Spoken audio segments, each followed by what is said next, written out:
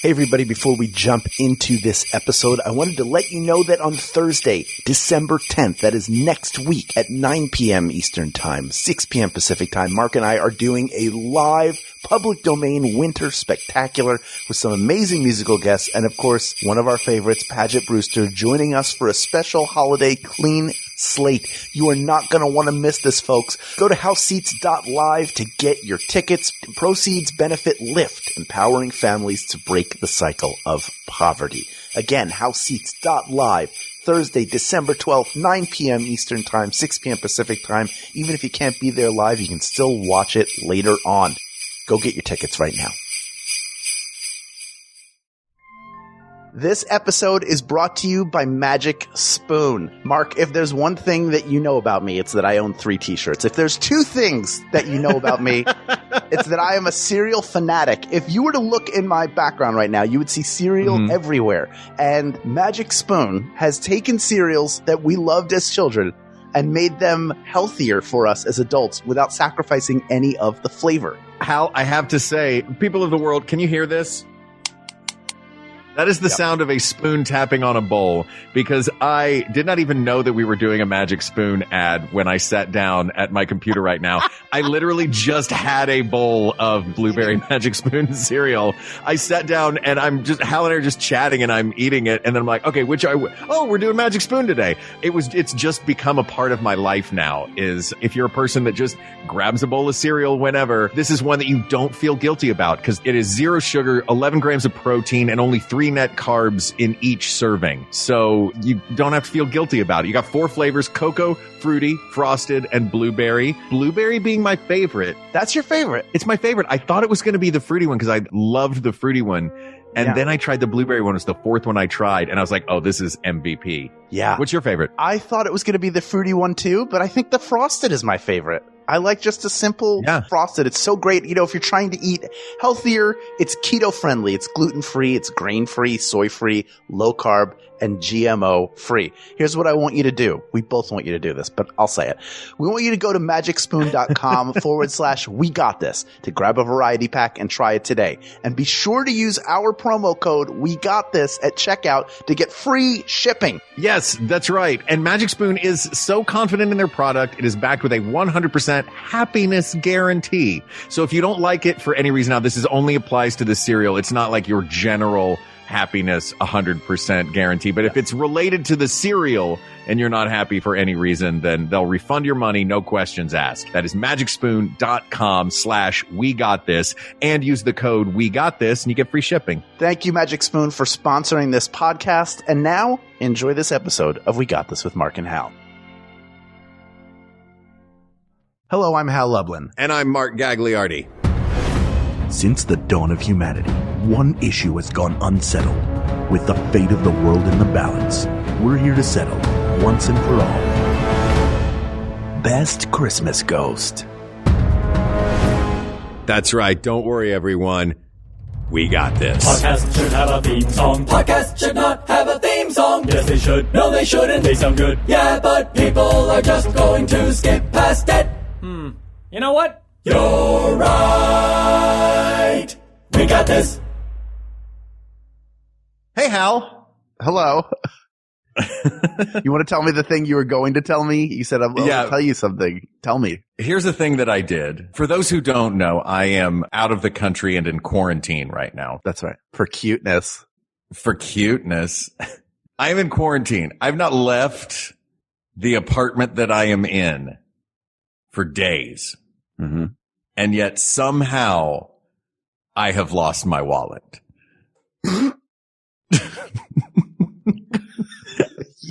Hal just did a spit take. You had it where is the last place you saw it? Was it in the apartment? That table. It was that table behind me in the apartment. Who has access? We need motive. We need opportunity. No one has access but me. It is somewhere. I have scoured this place top to bottom. Wearing black, by the way, when you're looking for something, and crawling all over the floor is a terrible idea because when you stand up, you look like a dog blanket. I have no idea where my wallet went and I have not left. Wow. That's, Yeah. I mean, that is the most Mark thing that could happen. It really is. I'm looking around the apartment for it, and I had to stop and take a moment. And I think I did audibly go, really, Gags? Like my brain just. Even you got to the point. Even I knew that I was being entirely too on brand. Maybe it's between the couches. The scenario you're setting up sounds like one of those like riddles, like a body lays on the floor. There's water everywhere. A curtain billows to the side. Right. What happened? An apartment abroad. A missing wallet. Oh my God. A frustrated and confused actor who looks like I have no idea what's happening. What happened? Oh, the correct answer is this guy. Do you think in keeping with the theme of this episode that at night while you're sleeping you'll be visited by the ghost of your wallet? Or the ghost of wallets past, like my great big Velcro one that had a picture of Michael Jackson on it. That you taped on there or it came with it, like printed? No, it was like a printed Michael Jackson 80s Beat It. It was actually the picture. It was a two-tone version of the picture on the cover of the Bad album. Oh, where he's like in repose. Mm-hmm. Yeah, he's like chilling. That's Thriller. This is the one where he's standing in the Bad. black leather made of zippers. With all the zippers. Yeah. I for some reason you said Bad, and in my head I was like Thriller, right? Maybe it was the leaned back Thriller. All I know was that era, like youngish Michael Jackson. Yeah, sure. Yeah. There's a big leap between Thriller and Bad, though. He had already started to like metamorphosize and really like he changed his look from the 70s into the 80s as he had the nose job, and then he changed his hair, and then but by night, like I remember when Bad came out, I was like, wow, he looks way different. Yeah, I guess that's true. Now that I'm thinking about it, it was Thriller Michael Jackson because his hair was short. Mm. And he didn't have that one permanently matted down spot on his forehead. Yes, the special. I don't know why that drove me crazy. That just one spot that was like, dude, just fluff that up when you do the rest of your hair. Yeah. It's a whole look. What is your most ridiculous wallet?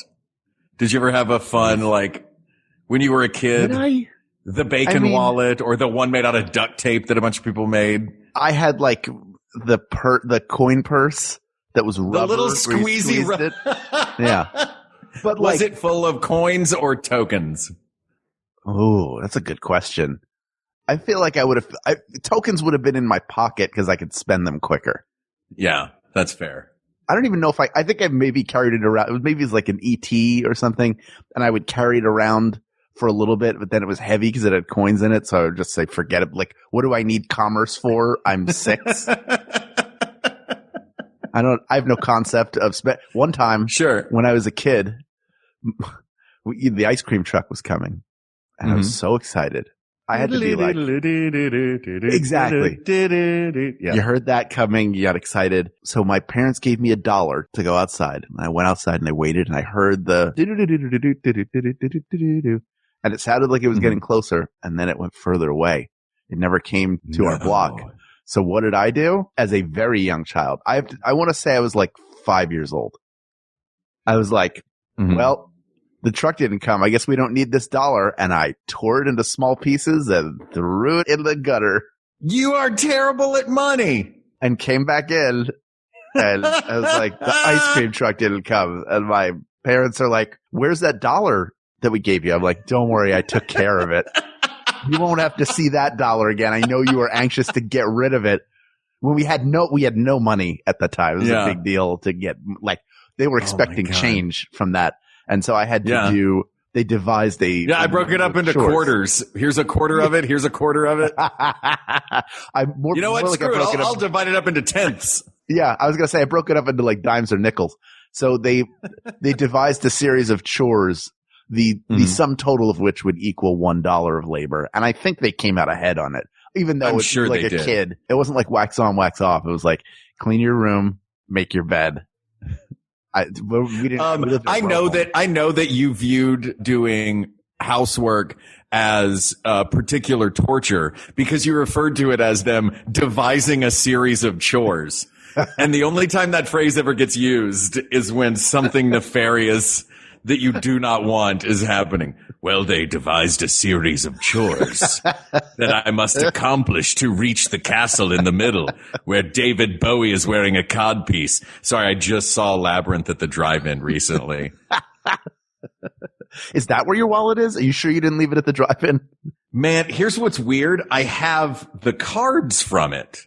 So I'm not really in dire straits because I had taken a couple of the cards out when I was trying to buy stuff online and cards weren't working because whatever reason overseas or I hadn't called the bank or whatever. So I have the cards and I have my passport, but I just don't have a wallet. I'm not freaking out about it though because of those things. Like I have an ID. I have the most official ID you can have and I have a way to get to my money. I think I know what happened. I don't think you do. I think this is going to be a mean joke. No, I think it's what happened? I think I figured it out. I think your wallet left you and wanted you to have, it's like, you're asleep and the wallet like snuck out of bed and took all of its cards out and was like, I'm going to leave these for Mark, but it's time for me to go my own way. And then it slid underneath the door and slinked off like a muppet worm. It reached inside itself, grabbed a $5 bill, crumpled it up, and threw it on the bed. Yeah. Here, this is for a taxi. And it was gone. I can't take a taxi. I'm in quarantine. Roxanne.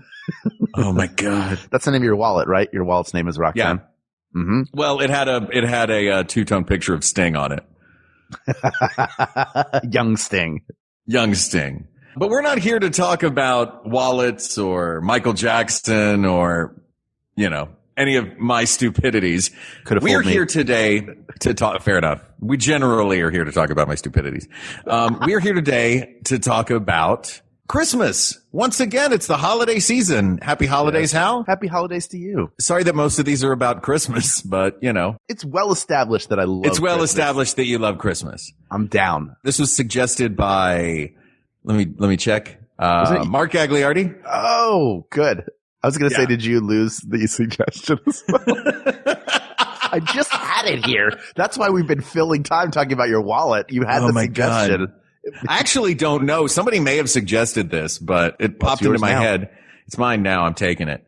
Whoever, if you did suggest it, then you know what? We are simpatico, you and I. We're going to talk about Christmas ghosts, specifically the three ghosts from Charles Dickens' immortal classic, A Christmas Carol. 4 ghosts. Sorry. Hal held up 4 fingers over our Zoom call. 4 ghosts that encompass Ebenezer Scrooge's One Very Strange Night. Here's what I don't understand about the timing of the ghosts in A Christmas Carol. I think later versions and movies have fixed it, but the way that Jacob Marley describes when the ghosts are going to show up in the original book, like the movies nowadays, they fixed it. They just say, expect the first when the bell tolls 1, the second when the bell tolls 2, and the third when the bell tolls 3, right? And that's how they do it. In the original book, the timing of the ghosts is an absolute mess that has always bothered me from the time I was a little kid. Okay. Here's a quote of the way in the original text what Jacob Marley says. Expect the first tomorrow when the bell tolls 1. So it's Christmas Eve. This I understand. People who are being pedantic will say, technically 1 a.m. is tomorrow. And you're like, all right, fine. So expect the first tomorrow when the bell tolls 1, right? Then he says, expect the second on the next night at the same hour. The third upon the next night when the last stroke of 12 has ceased to vibrate. So, bear with me. What Jacob Marley says is going to happen is there's going to be a ghost at 1 a.m. on Christmas. There's going to be a ghost at 1 a.m. on December 26th. And there's going to be a ghost at midnight on the 27th. And yet when he wakes up, it is Christmas morning. So this has always been a confusing thing to me. It's weird, but I think I'm glad you brought up Jacob Marley first. I feel like we should maybe talk about these ghosts in the order in which they appear. Yeah, I think that's a good idea. And I think you've illustrated really well why Jacob Marley probably won't win. Here's why. Here's my theory. Okay. First of all, he doesn't have the right schedule because none of the ghosts have bothered to tell him. And the reason why is all the other ghosts are super busy. Like, Scrooge is not the only person that they're visiting. There's a reason why they're like, all right, here's your pass. Now I got to get out of here. I got to go see Joe Schmendrick over on the other side of the Tower of London. But Marley only has to visit one guy. Like, how big was his social circle, even if he was a successful businessman? He obviously pushed all those people away. So it's not like he's like, I feel like what's not in the book or any of the films is after he's done delivering the message and he's like, so do you want to hang out a little while? How have you been? I mean, I know I've been watching, you're forging the chains of the afterlife. Look, Marley, you said someone was coming at 1 a.m. I should probably get some sleep before that. Absolutely, you should get sleep. But also, question. Jacob, yes. What? Is it another one of your hypotheticals from when we were working together? Let's find out. What if here we go. A new business where you're partnered with a ghost and it's a haunted money lending. This sounds a bit more like a tale from a dime novel than from an actual business portfolio. What is new with dime novels, by the way? Read them all to me. I haven't caught up in I've got to get to bed, Jacob. Yes. I'm terribly sorry. Of course. I'm so sorry, Scrooge. You should be going to bed because the ghosts are coming. But I'm here now. I'm just wondering, what are you thinking? What am I thinking? I'm thinking in this moment, my God, I've got to get to bed. How do I get this man out of my home? Ooh, very interesting. Say more. Jacob, for God's sake, I've got 3 ghosts to visit me. I've got 3 ghosts. Plus 1. I am a ghost, I'm very busy. I could be anywhere tonight. Here we go again. And yet I've come to visit you, and you completely ignore me. Laying the guilt on. Like I don't matter at all. Oh, poor Jacob Marley, he's just dead. He looks like he had tooth surgery and he's covered in chains, but we won't ask about him. Yeah, well, why would we ask about you? It's been 7 years this very night. That's right, I died on Christmas Eve. The saddest way to die of all. And how is that toothache? Not at all. Oh, it's terrible. It has not healed at all. And I don't even get to change the bandage because it's chained onto my head. Thanks for asking. Can I talk to Hal again? Yeah, I'm here. Do you think? Hey, is Hal there? Are we inside the actor's studio? Yeah. Can I speak with Hal? May I speak with Hal now? No, I just know that you and I could play that game forever. True. Do you think it's a toothache? Is that what the assumption you're working with is? Unless his jaw's about to fall off. That's what I thought it was. I thought that in Victorian times they would do that to keep your mouth closed. Oh, would they? On a dead body, that they would sort of bandage a dead body's mouth shut so it wouldn't drop open. There was one of the Christmas Carol movies where he pulls the thing off and his mouth, there's actually multiple movies where that happens, and his mouth drops open. One of them is done digitally. I think it's probably the Jim Carrey version, right? Where it's done, it digitally drops. But there's one where it's whichever old English actor is playing Jacob Marley. He's like, I shall do it myself, using nothing but the physical instrument I was given. So he takes the bandage off in the movie and then just drops his mouth open cartoonishly, and it always kind of took me out of it. That moment, I'm like, this is just an old British actor being like, I shall embody this role of Jacob Marley. Bring me real chains. What are these, foam? Yes, Mr. Weatherby, we have to use foam chains. We can't use actual chains because of insurance reasons. It's Lord Weatherby. Lord Weatherby, I'm sorry. Oh, this is Cleveland. Yes, I did not buy 1 square foot of Scottish land online to be called Mr. Weatherly.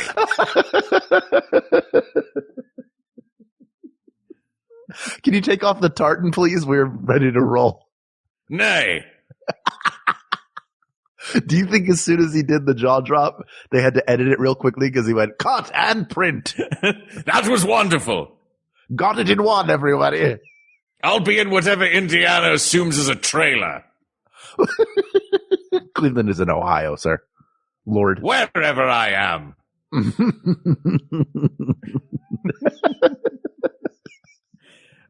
Jacob Marley was always my favorite character as a kid because Jacob Marley, he was so theatrical. You know what a part of it is I did the play A Christmas Carol when I was a kid in Tennessee, and it was the big production in the city that like every year they did it, and every year they had kids from the town would, play all the kids in the show. And it was put on by it was either the university did it or the Knoxville Opera Company did it. It was like a big deal. And so it was at a huge budget. And it was one of those shows that was the first time I saw it one year and then I did it the next year. It's one of those shows that introduced me to the magic of theater because it would actually snow on stage, which blew my mind.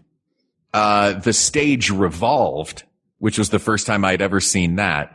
It was, all of these things for this, like a little kid that had not seen a lot of theater to go, I was probably 6 or 7 at the time, maybe. And it was just wonderful. And Jacob Marley they had like dry ice or a fog machine or something blowing. So he had smoke all around him. He was in this special greenish light, and he was just in this beautiful macabre costume that was sort of covered in dust and these chains. And it was the most theatrical thing in the show. So I became obsessed with Jacob Marley to the point where I still have somewhere, I think at my mom's house, a Jacob Marley doll.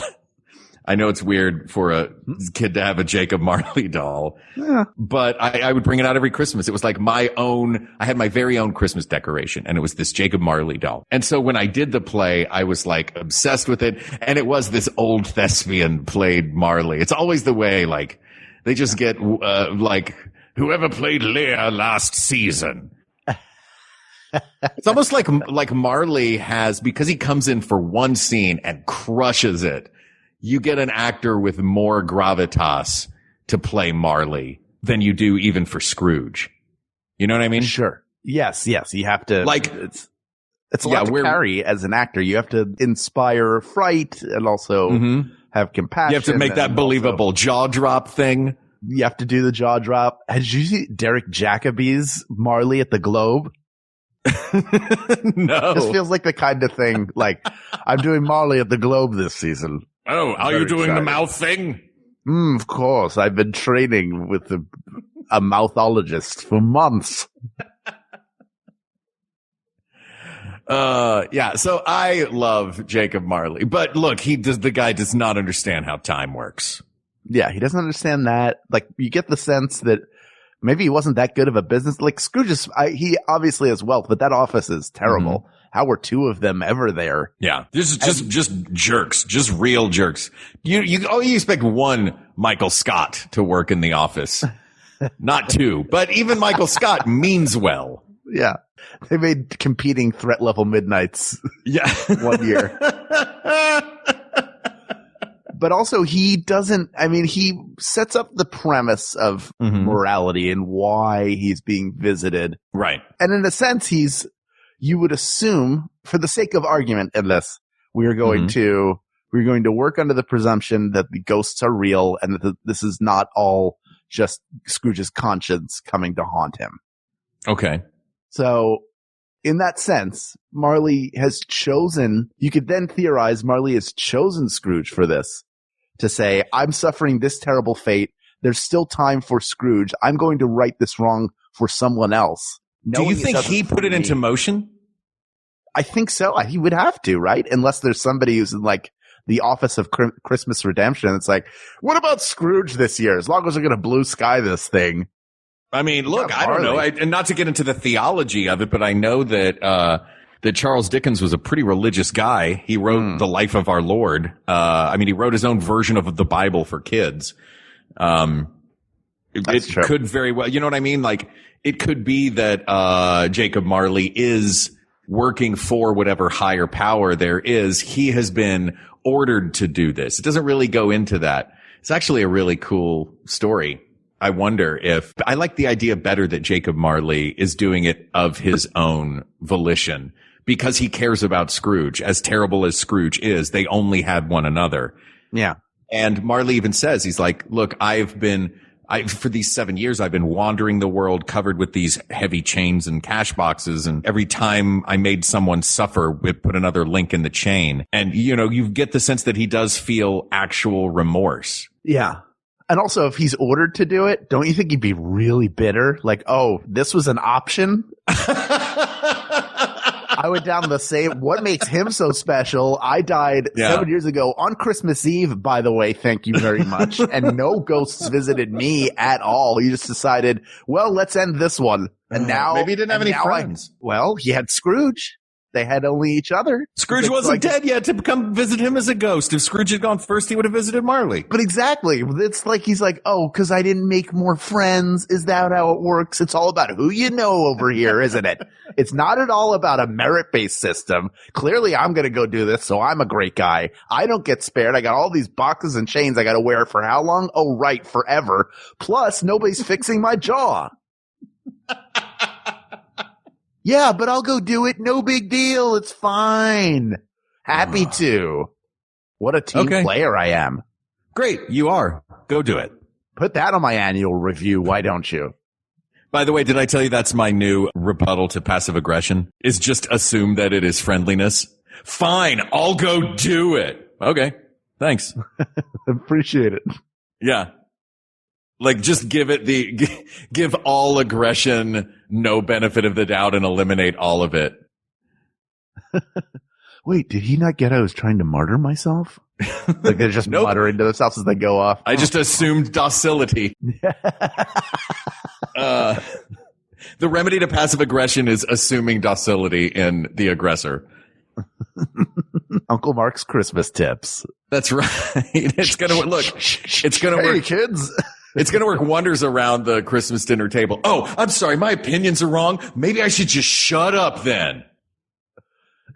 Good idea. Anyway, could you pass me the candy pears? Hey, what if the ghosts were all due to a bit of bad beef? What if that's what it was? Well, if one was a bit of bad beef, one was a blot of mustard, one was a crumb of cheese. I think Future was definitely a fragment of an underdone potato, because if you've ever had a fragment of an underdone potato, you will see the Grim Reaper. That's just scientific fact. Yeah, they are unpleasant. I watched the National Geographic special about it. It was haunting. All right, let's thermometer on your potatoes, people, unless you want to get visited by death himself. Not to get you, but just to show up and point. Also, if you did not have the bit of undigested beef, the blot of mustard, or the crumb of cheese, and you only had the underdone potato, imagine how weird it would be. Like, you wouldn't even know that he was the ghost of Christmas yet to come, because no one would have told you what was happening. You would just be like, well, I guess I'm dying tonight. There's the Grim Reaper. And he's like, no, I get that. That happens a lot. I'm the ghost of Christmas yet to come. I'm not the Grim Reaper. By the way, I get the flowery language of the foods, but couldn't he just say, I wonder if it was that roast beef sandwich and potato salad I had for lunch? It did not sit well the entire afternoon. Yeah, all of those ingredients really could be one meal. Mm-hmm. Oh, yeah. For sure it was. Yeah. Like, well, I wanted for breakfast, mustard and cheese for lunch, and a sensible potato dinner. I want Scrooge to write a cookbook.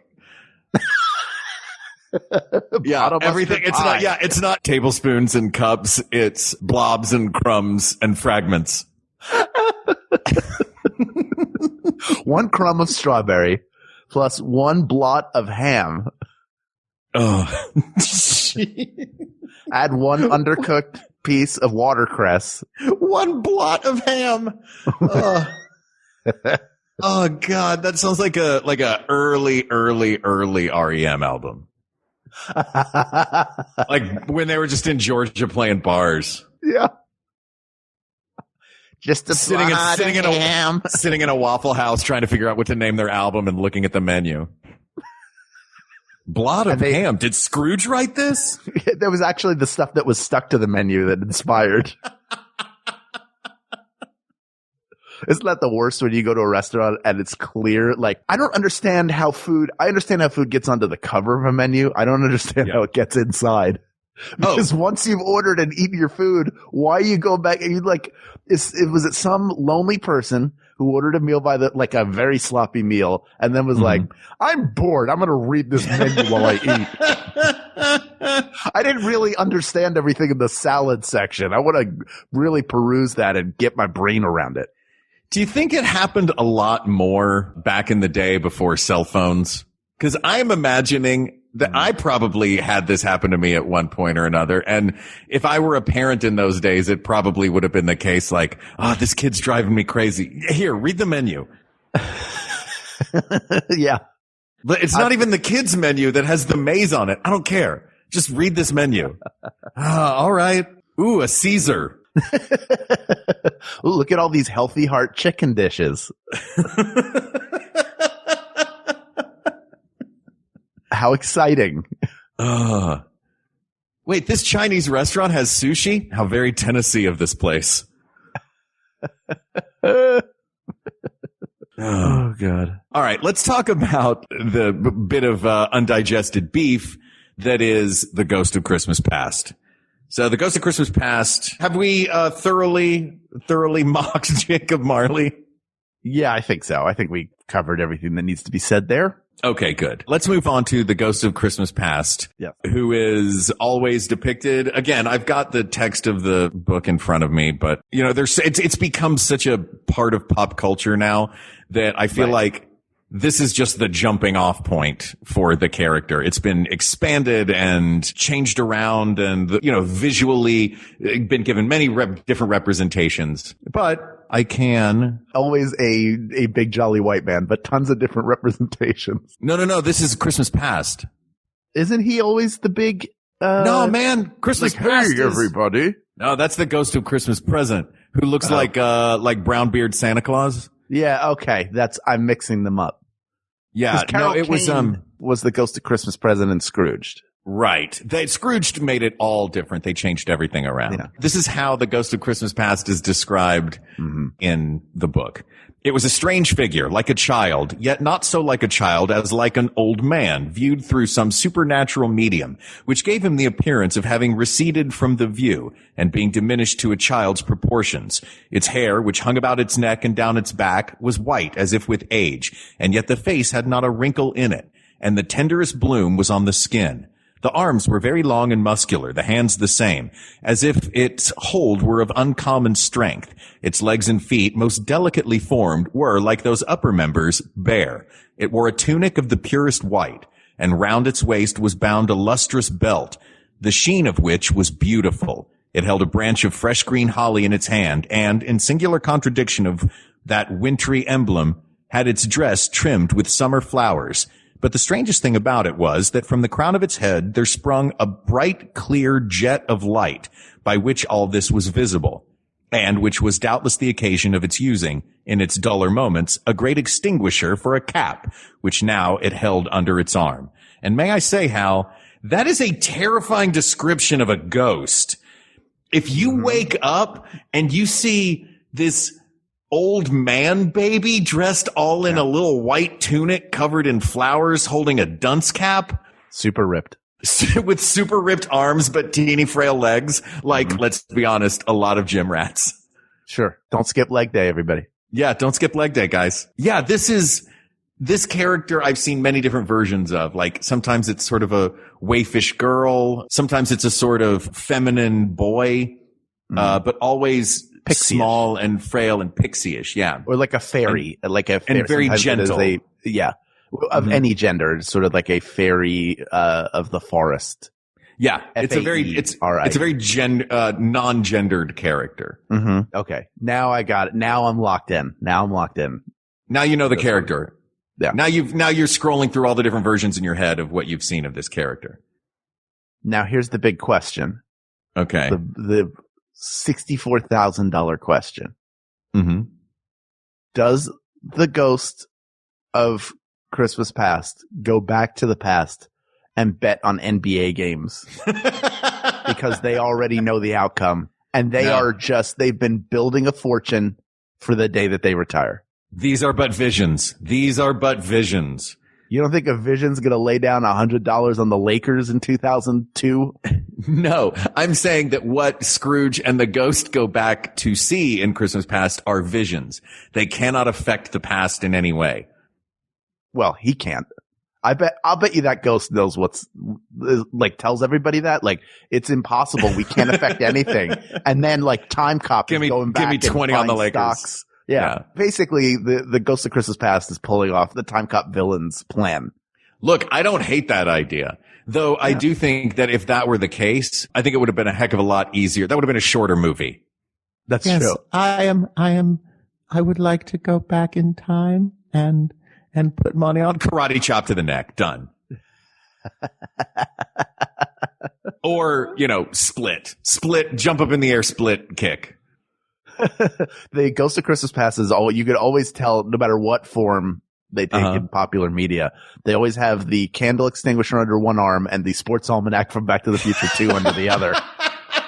And that's how you know. You're like, oh, Ghost of Christmas Past. If it was just one of them, I wouldn't know. Oh my God. I thought it was Old Biff or just a candle extinguisher, but now I see, it has both. When it's got both.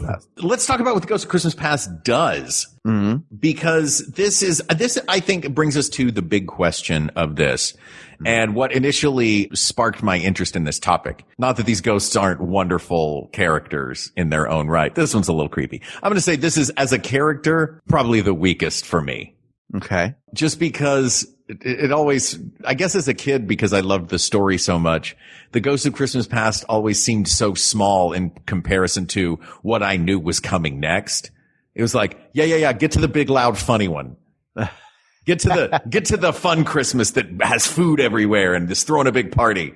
Why do I have to see this little wafy one? But I think this section of the story is so great. The question that it brings me to is, would you rather visit your Christmases past, present, or future?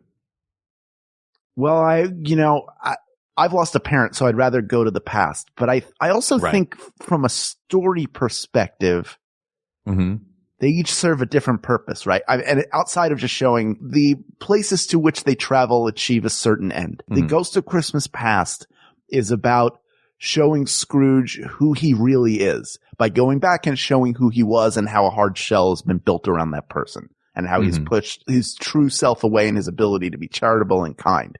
Then the Ghost of Christmas Present serves to open his eyes to the world around him because he's so singularly focused that he's unaware. So then now he remembers who he was.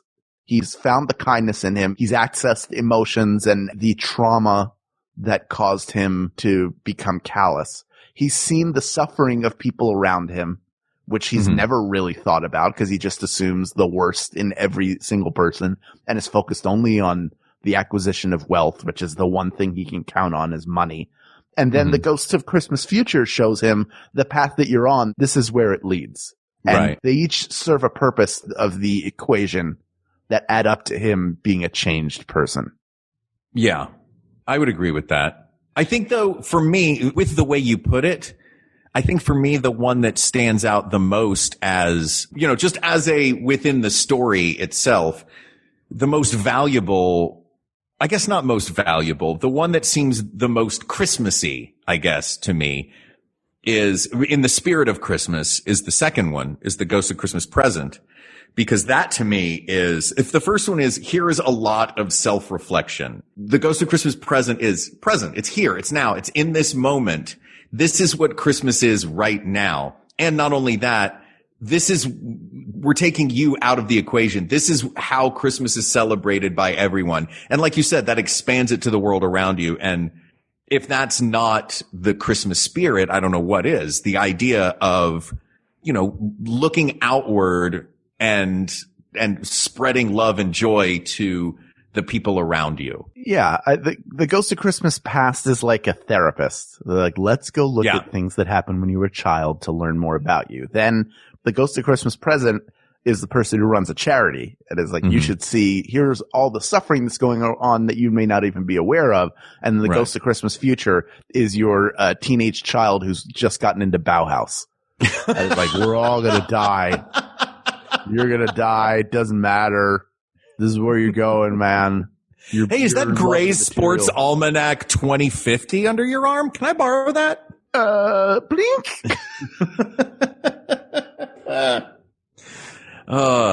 Yeah, but think of it this way. Would you rather spend Christmas with, what was the second one you said? The person who runs the charity. Yeah. Do you think Christmas would be better spent with a charity, with your therapist, or Bauhaus Kid? Well, look, I enjoy giving to charity. I donate to both charities and political causes. Like, I donate when I can, where I can. I was wondering where that was going to go because you said, I've donated to both charities. And I went, does he know there are more than 2 charities? Oh, I know there's a third one, but I haven't looked into them yet. That's fair. I do. I also don't like, sometimes like a charity, like you may have even given to a charity and then they're collecting somewhere else and you all of a sudden feel guilty about any money that you spend that is not on an absolute necessity. Even like getting and giving gifts. I don't like that part of it. Yeah. Oh, did I tell you what we've done the last few years and I love it? What? It was my mom's idea. She was like, I don't want gifts. She's like, give money to a charity that you think would reflect like my values. I'm like, that's a great idea. So now every year we get my mom an animal for a family somewhere. We do a Heifer International. We get her an animal for a family somewhere and then a little stuffed version of it. So my mom now has a goat, a sheep, a cow, a llama, and then some stuffed chickens. So she has this little menagerie that she knows elsewhere in the world is someone's farm or multiple people's farms. Anyway, I just thought what a great, so I highly recommend if you have people in your family that are like, I don't want anything, gift giving just feels commercialized and like the wrong spirit of Christmas. I love that way of doing it. Yeah. I also accept gift cards though. Yeah, sure. No, I'll take a Best Buy gift card any day. Yeah. I like the Ghost of Christmas Past. I don't think we should eliminate any of it. I mean, Jacob. No, I'm not eliminating. I'm just saying that my personal, I don't know. And it's just because I came into this story so young and it's been such a big part of my Christmas every year since I was really little. It's been my favorite story for so long. And that's just the one character that I think does an amazing thing, but I don't know. Maybe I'm more partial to Falstaff than Banquo. Well, let's talk about Falstaff, the Falstaff of A Christmas Carol. Let's talk about the Ghost of Christmas Present. It's no surprise you would like him as an actor. I like him too, or them. Yeah, gobbling up scenery. Yeah, just like a big, friendly, jovial, down to party, enjoys a feast, is going to show that they know where all the good parties are. Right. And have the best food recommendation. Like if you whatever you want to cook, they're like, oh, I got a great recipe for that. And then they send it to you and you're like, this was great. I didn't think to use butter in a soup. Yeah. And yet it's really good. You know what? That's actually not a terrible idea. And I'm going to put a pat of butter every time I make a chicken noodle soup. You put it in vegetable soup, like a tomato-based soup. It's really, really good. It cuts a little umami kick a little bit. Yeah. I like that. So nice. Like a tablespoon is all you need in a big pot. Here's another reason I'm fascinated by the Ghost of Christmas Present. Aside from just his gregariousness, I love, he has such a cool story to me that never really gets told. It gets hinted at and you find out little snippets of it. Like he says, he's sort of absent-minded. This character's kind of absent-minded. It's because he was just born. That's what fascinates me about the Ghost of Christmas Present is he is brand new. He exists for one night and for one day, I guess, because at the beginning of it, Scrooge says, do you not know me? And he says, no. And he says, have you met any of my brothers? And he says, how many brothers do you have? Or brothers and sisters? How many brothers and sisters do you have? Some 1,800, meaning every year there is a Ghost of Christmas Present. It's like Baby New Year. There's a Ghost of Christmas Present.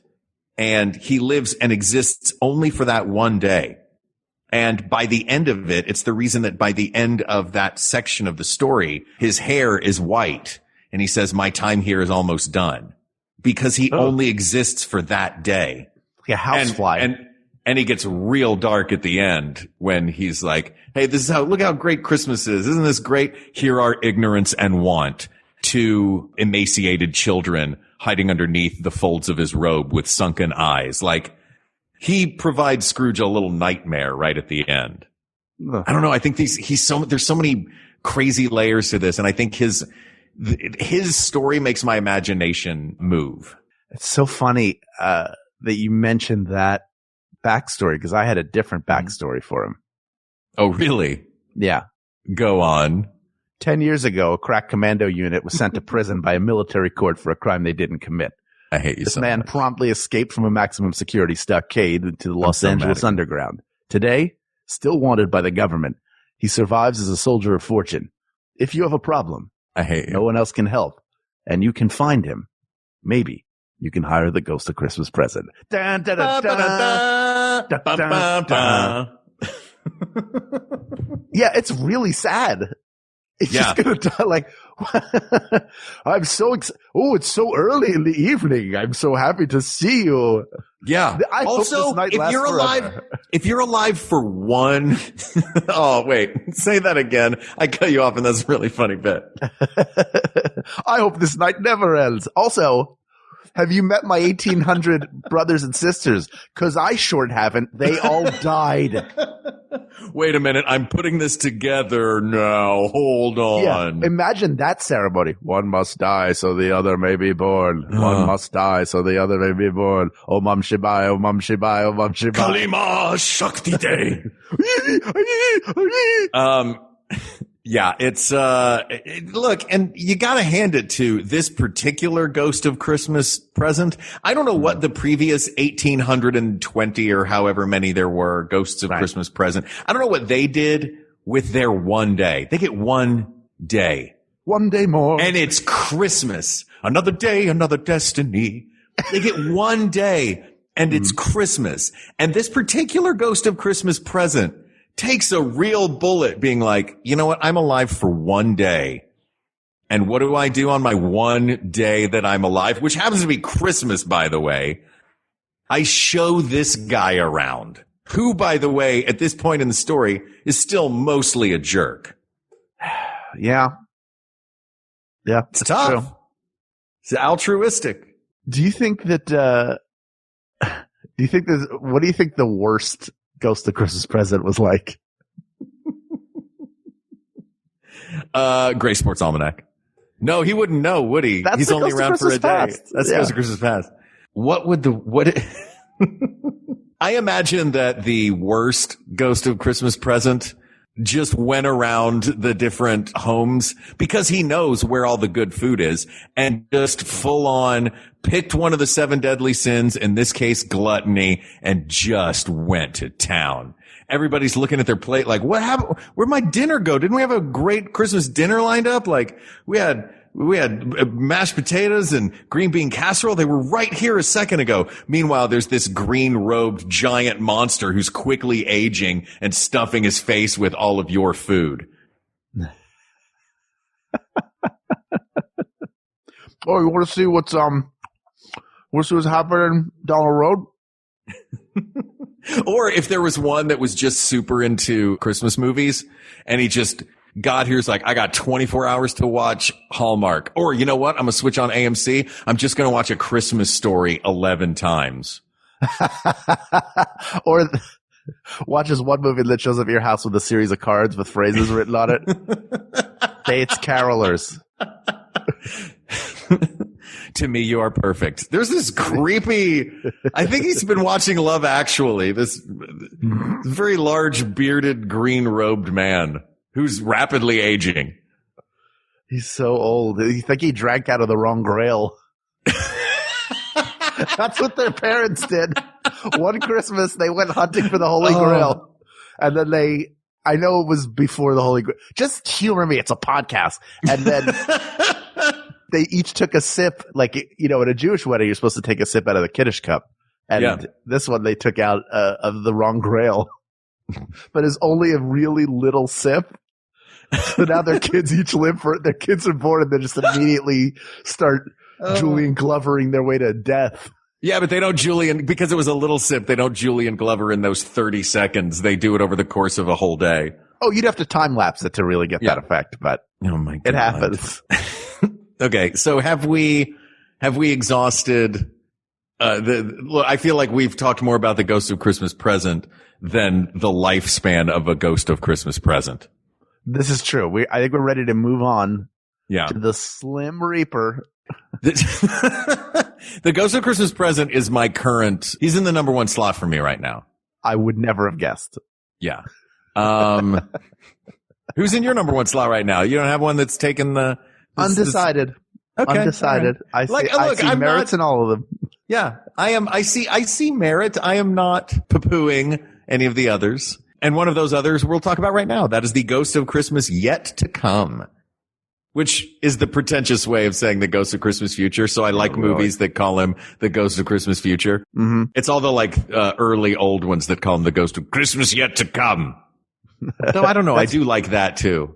Yeah. Because that actor who delivers that line is like, my word count is too low. I need 3 more words. Yet to come. Say yet to come. Well, no, technically it's only 2 more words. Well, it used to be future, now it's future. Christmas yet to come. So I've added 3 words. Well, yeah, but you've removed one. For it Somebody to have been get me a mustard blot. Look, all I have is this crumb of cheese. Fair enough. No, don't do that. A Ghost of Christmas Present will show up. Ghost. Come and know me better, man. You thought you were done with me. I'm alive for 1 day, and it shall be spent annoying you. So yeah, the Ghost of Christmas Yet to Come. You know what? I take back what I said before. I think I prefer Yet to Come now. Oh, really? I guess maybe it's in the modern adaptations they say Christmas Future. Yeah. But Correct ones. Either way, Charles Dickens got lazy and just described the Grim Reaper. Yep. So that's really all that this character is, though, you can, onto a blank slate, you can pretty much put anything you want, right? So you've got this cloaked figure. You never see his face, so you don't know if he's, or her, or their face. You don't know if there's a skeleton under there. It's just a dark hood. You can guess because it's, bone fingers that are sticking out of the robe. Though I don't know if it's in the book or if it's just the cloak that you see. It's just a black cloak. So that is like the ghost in Scream. That is terrifying already. No sound, no talking, just points every once in a while. Mm-hmm. What are your thoughts on this guy? Yeah, I mean, he's just kind of creepy, points at stuff, doesn't get to talk. I'm more interested in his internal monologue than anything that happens while he's on screen, because it's just all like dark. Look, I'm going to point at a grave. That's basically what I do. But inside his head, he's probably like a loaf of bread, dozen eggs, quart of milk, a couple sticks of butter. Got to get more canned peas. Ran out of canned. What am I cooking that's using all these canned peas? Why are you just pointing at a tree, Ghost of Yet to Come? Oh, crap, I ought to point at that grave. There we go. What? Oh, this next to the tree. Oh, dear God! I gotta get condensed milk. Tell me, Why Spirit. is that in my head? Tell me I may wipe the name clean from this headstone. I am not the man I was. Oh, don't respond. I shall keep baby. Christmas in my heart. Don't The respond. past, the present, and the future shall all live within me. Just be cool. Just be cool. You've done this 1,000,000 times. Save me, Spirit. Tell me I can be saved, that I've yet hope. That's right. Nothing. Don't give him anything. Don't you give him anything yet to come. Oh, YTC. won't you speak to me, Spirit? Come on, YTC. Stay strong.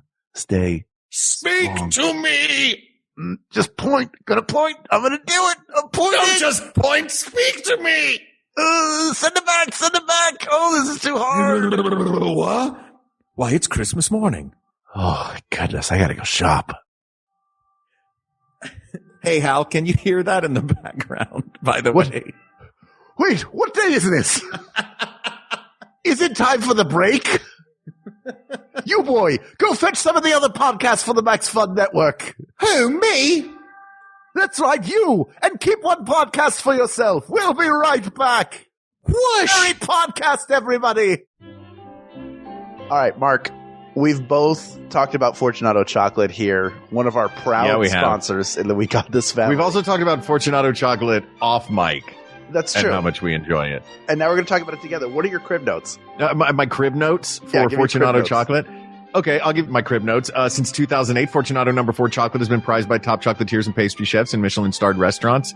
I wrote that note down. Also on my crib sheet, I see, here we go. It's made from rare, organically grown heirloom cacao from the jungles of northern Peru and has never been available to the general public until now. I want to talk about that for a second. To get you a pretty good... Yes, I think it's a big deal. This is like high-end restaurant quality chocolate that you can have delivered to your home. It's made by a family company that has direct relationships with over 400 farmers and a socially conscious business model that actually helps farm families earn more. Now, you can get a lot of different choices. You get 36% milk, 47% dark milk, and 68% dark, and they're sold in 1.1. Which is your favorite? Hold on. I know you're just trying to get through the copy. You're trying to No. We're talking about the chocolate, Hal. I wanted to talk about the chocolate. Don't call me. You were just burning through the copy to get to talking about the chocolate? Mark, you're embarrassing me in front of Fortunato chocolate. I think my favorite. Sorry, I don't hear. You know what, Hal? Here, take a bite of this. This is the 36% milk. You want me to chew on Mike? I'll do it. Yeah, I'll do it right now. Man. I hate chewing on Mike. I want to say the dark because the dark is so good. They both have, and I talked about this when I did the ad, a depth of flavor that is sort of out of this world that you don't expect. Like, I expected it to be good chocolate. I don't expect it to be the best chocolate I've ever had in my life. You didn't expect to eat it and feel like you were traveling. That's what I thought. I was like, I feel like I'm traveling when I eat this chocolate. It feels like it is from another place and time, and that I'm experiencing that.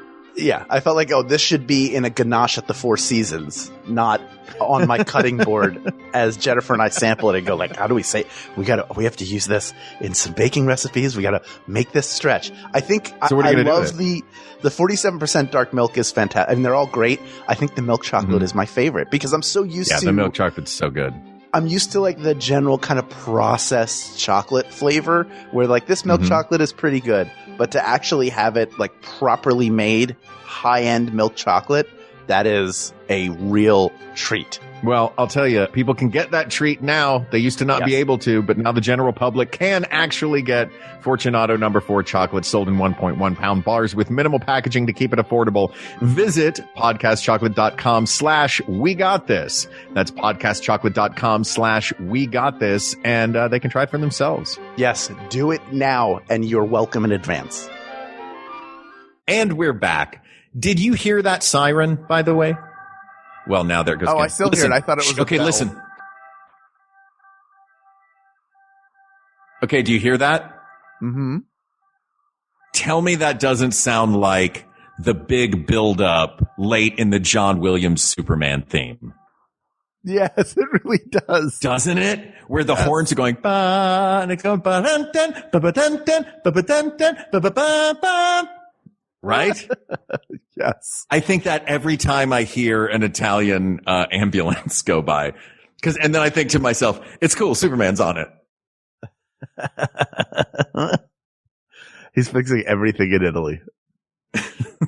that old ghost of Christmas Present is just going around screwing up. Yeah. I don't know. It's not Christmas yet. You know what it is? It's the ghost of September 25th. Like if you were a ghost of Christmas Present, that's a good one to be. If you're the ghost of like March 9th. Sorry, I keep going back to the ghost of Christmas Present. We're talking about the Grim Reaper, the Slim Reaper, the ghost of Christmas Future, yet to come, whatever we're calling him. By the way, the ghost of December 26th is just a receipt with a beard. And boxing gloves, because he's Canadian. Oh, yeah. Well, a box. Filled with boxing gloves. Oh, God. Do you think anybody ever returns boxing gloves on Boxing Day? I mean, they have to. Somebody at least gets one as a joke. Right. You know. Probably an American got it like, see, like boxing. And the Canadians are like, yeah, that's great. Not what it is. It's a box that you gave your servants the day after Christmas with food and stuff in it. It's British. Oh, is that what it is? Anyway. Mm-hmm. Yes. I just knew it wasn't about boxing. No, it's literally a box. Oh. It'd be like all right. Servant's Day off, I think, if I'm not mistaken. We'll have to ask the ghost of Boxing Day present, who's very polite. Sorry. Yeah, that's right. If you want it to be right, that's okay. Yeah. All right. Let me ask you this, Hal, because I asked it about the Ghost of Christmas Past and the Ghost of Christmas Present. Would you want, I guess I didn't ask about Christmas Present, but of course you want to see the present Christmas. Would you want to see a future Christmas? I like the anticipation of the future. But you would know what your presents were. Counterpoint. Yeah, but I like not knowing. That's the fun. You get to open that presents. I'm with you. It's of course not just about the presents. Like the idea of knowing the future to me is daunting and scary and horrifying. And as curious as I would be about it, it feels like something that just needs to happen in its time. Yeah, that's a tremendous burden to know the future. Yeah. And it becomes, I mean, in this case, Scrooge is like, tell me this is what could be, not what will be. And then he changes his ways. Oh man, I gotta go shopping. I gotta get a blot of mustard, a crumb of cheese. A bit of bad beef. Look, we gotta have somebody do this again next year. That sounds like all the stuff that would be at a mouse buffet. Every time I go to the bad bit of beef carving station, I feel like I have to strike up a conversation with the carver, and neither of us is into it. And then we wind up just talking about the weather, which we've both been outside. It hasn't changed radically. I like the serve your own blots of mustard bar much better.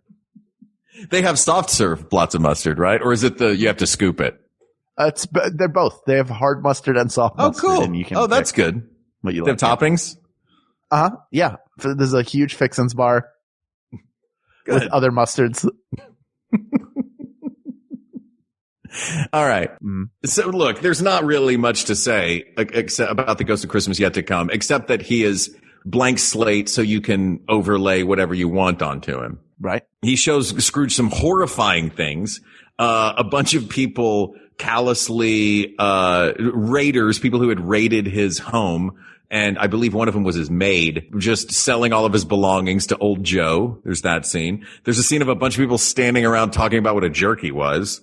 Right. And then there's, we didn't even talk about this with Christmas Present with Bob Cratchit. Him showing him his clerk and being like, see what you did? This is the continuation of that. We can talk about it here. The Ghost of Christmas Yet to Come being like, see what happens not just to you, but look what your awfulness did to, I'm taking an alley-oop and I'm going to get the dunk from, Ghost of Christmas Present on this one because he showed you who the Cratchits were. You didn't even know that he had kids and a wife and one of his kids was on crutches. I'm going to show you the absolute worst version of what happens to this family. And that is a harsh move, but a needed one, for Scrooge. Do you think that, I'm not certain that just seeing Christmas Present changed Scrooge entirely. And I don't think that it was just his past and the future that involves him, that changed him entirely either. I think it might be a good combination of all of those, like the Venn diagrams cross at the scene where the Ghost of Christmas Yet to Come is, showing him what could happen to Cratchit. And Scrooge actually cares. Sure. It builds to that. Mm-hmm. Which I think is, I guess I'm just thinking about it now. Like that seems to me like that is the him seeing himself on a grave. Like, look, everybody dies. It's the future. You're an old man already. It could be, it's not so much that he's seeing his grave. It's that he's seeing the grave of the people who were saying bad things about the person whose name they never mentioned. It also is kind of bad because it's Tiny Tim's grave that they're visiting, and they're visiting Tiny Tim's grave, yeah. But his assumption is like, I definitely outlived this sick kid. What are we like? Are we like, is it next year? Is it next year? Is it 2 years? Is that what it is? Cause it's definitely, I know I lived longer. And then joke's on you. You're also dead. Punk. Oh God. Yeah. So this is a dark one. Yeah. I don't think I think because he just points and stuff. Yeah. He really lets the scenery do all the work instead of, it doesn't narrate us through it. It's just it's that point where Dickens is thinking, I'm close to the end of the book. This segment doesn't have to be too long. Does this ghost really need to say a bunch of stuff, or can they just point at everything? That'll be way better. They'll point, they won't say anything. He'll figure it all out himself. Really, Scrooge is doing all the work there. Yeah. He's just going to stand there and think about his shopping list and point. Yeah. It's funny that you mention Dickens thinking, I'm almost done with this, because did we talk about this on the show before, that this was a commission of sorts? I don't know that we did, but one of my favorite crazy bits of, Christmas trivia, I guess, is that in the 1800s, Christmas had gotten so out of hand as a rowdy, it was more like SantaCon than Christmas. Just a bunch of drunk people in the street. Right. And there was a concerted effort by the English to make Christmas not that anymore.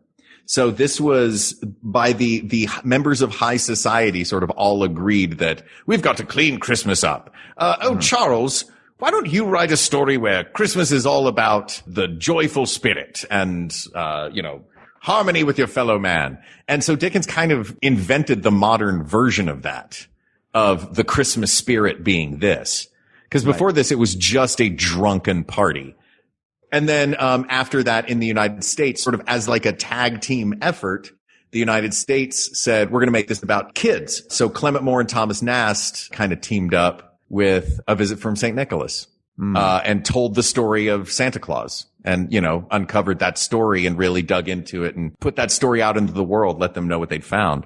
So that it was kind of a weird 1-2 punch of Christmas completely changing from just a big drunken street party. Anyway, that's neither here nor there. We had stepped out of this story for a second. But yeah, I just thought that was it was a concerted effort in both Britain and the United States by both of those men to change what Christmas fundamentally was. Yeah, it's interesting. Right? Very interesting. This might all get cut because I realize I do run the risk of being that one particular Saturday Evening Post cover right now. And I don't mean to be. I want you to be. I think this ultimately comes down to past versus present. So I was going to say I think it comes down to Marley versus present. Marley? You really want to bring him back into this? His story fascinates. Christmas Past is a facilitator. Christmas Past's job is to show Scrooge around. There's really no story aside from I'm made of light. There's a light on my head. I'm a teeny creepy old man that shows you your past, but you can't really do anything in it. Jacob Marley he's Shakespearean. He's been dragging chains around for 7 years. Christmas Present lives for one day. Like these are epic, heady stories that could have their own entire tale told about them. What are the criteria we're going by here? By what criteria are those your two finalists? I'm curious to see. My criteria, I guess, since we never really established it at the top, we skipped that part. Yeah. The criteria that just popped up in my brain were, which of these are the most interesting? Okay. You know what I mean? And the most interesting ones to me are those two characters. I think Christmas Past is not a terribly interesting character. I think much in the same way Christmas Yet to Come, in that way that Scrooge is doing most of the work. The first one is just a book report on who Scrooge is. Right. And he is learning through seeing this, and we're obviously learning the story of his life, and he's being reminded of things, and he's the one who's going on a journey at that point. The Ghost of Christmas Past is just facilitating by showing him what's already happened. Can't change anything, can't do anything. There's no real story to that character. Christmas Future is the same thing. Christmas Future, there's no real story to Ghost of Christmas Future because that's not the point of the story at that point. And the Ghost of Christmas Future is the same way. Sorry, the Ghost of Christmas Yet to Come is the same way. They're facilitating Scrooge seeing what his life could be. And I can see that Christmas Present is also that, but he has this added detail of he's only alive for one day, which is imaginative and cool. And Jacob Marley has an entire history with Scrooge and sets this whole thing into motion to begin with. That's why for me, it seems like it's between those two. Why would you rule Marley out? Did you go in deciding he was not the one? I just feel like he's only really works with one person. I feel like the other ghosts That's true. are serving the whole world. And that, like, he's sort of got the easiest job. And the rest of the the rest of the year, he's just sort of wandering around, and he's got the chains and the money boxes, and just, which means he's not wandering fast. I just look at him and I go like, what's your deal, man? I'm not into you. You have a toothache? Yeah. You have a toothache. You make noise everywhere you go. It's annoying. Can I tell you another great moment that I love of Jacob Marley's before we eliminate him? Sure. And this is more in the Shakespearean performance of it, because in the book, it's a much more terrifying thing. Scrooge says he does it right after that blot of mustard, crumb and cheese. There's more of gravy than of grave about you. And then thunderous, terrifying. The ghost suddenly becomes terrifying. Mm-hmm. And then Scrooge cowers in front of the ghost, and the ghost says, now do you believe in me? And he says, I must. I do. Now, when you have the technology or the book in front of you and the imagination to create this giant dramatic fear moment, it's really something. But when all you have is the dude from the old Vic, and the scene goes, there's more of gravy than of grave about you. Now do you believe in me? Yes, I must. Just an actor having that, like, nope, you got to do it yourself moment is amazing to me. Leo G. Carroll in the Reginald Owen version of it. That is just another one of those great, it's like the jaw drop moment. Yeah. But I get it. If you think that he's only, if you think that he's only there for, you're going by like which the role protagonist. You play. Yeah, kind of. No, I'm just going by, I would love to play Jacob Marley at some point, but I'm going by which characters I find the most exciting. He doesn't have, like, what powers does he have? Outside of just showing up. He can't take him anywhere. That's true. Christmas Present has that cone that makes people nice. Yeah. We forgot about that. Like, they both carry cones. Part one carries cone. Christmas Past carries a cone, which is, to douse out the light shooting out the top of its head. And, Christmas Present carries a cone that he waves and it makes people nice. Come on, man. How's it not Christmas Present? And, the Ghost of Christmas Future carries a cone, but it's around his neck so he doesn't lick his own wounds.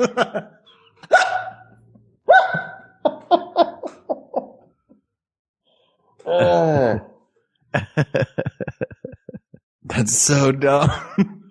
It's the stupidest thing I've said this morning, which is really saying something. Yeah. Come on, man. You know it's true. You know it's the Ghost of Christmas Present. I think it is the Ghost of Christmas Present. I think the Ghost of Christmas Present seems like the most fun. And hey, if only because they're only getting, each one only gets 24 hours on this earth. Yeah. They have to be fun. There were probably in the 1800, there were a few stinkers, and there was that one that stole everybody's food. But sure, by and large, a Ghost of Christmas Present is going to be fun. Yeah. We'll have a good old time. The Ghost of Christmas Present. People of the world, you get visited by a lot of ghosts on Christmas. It is Ghost City up in here. But the best ghost of all, the most special ghost, isn't around for that long. Sorry about it. Yeah. It's the ghost of Christmas Present. Big old young Santa Claus, then old Santa Claus. Does it come out a baby? Is it just some weird ceremony? When the Holy Grail, the parents, the whole thing. That's the reason why. That's the reason why, folks. Now you know. The greatest spirit you can be visited by is the Ghost of Christmas Present. That's asked, and that's answered. Merry Christmas. God bless us, everyone. This topic is closed, but there are many more to discuss. So please, reach out to us on Twitter, or you can email us at wegotThisPodcast@gmail.com or visit our Facebook group. It would be ever so kind of you if you did. Facebook.com/groups/We Got This Podcast. Thank you to producer Ken Plume, researcher Kate McManus, graphic designer Uri Kelman, and QA engineer Jennifer Alba. And thanks to our musicians, Jonathan Dynestein and Mike Furman, for our score and theme song respectively. And thanks to you, the people of the world, for giving us an opportunity to say to you right now, God bless us, everyone. For Hal Loveland, I'm Mark Gagliardi. For Mark Gagliardi, I'm Hal Loveland. Don't worry, everybody. We got this. We got this.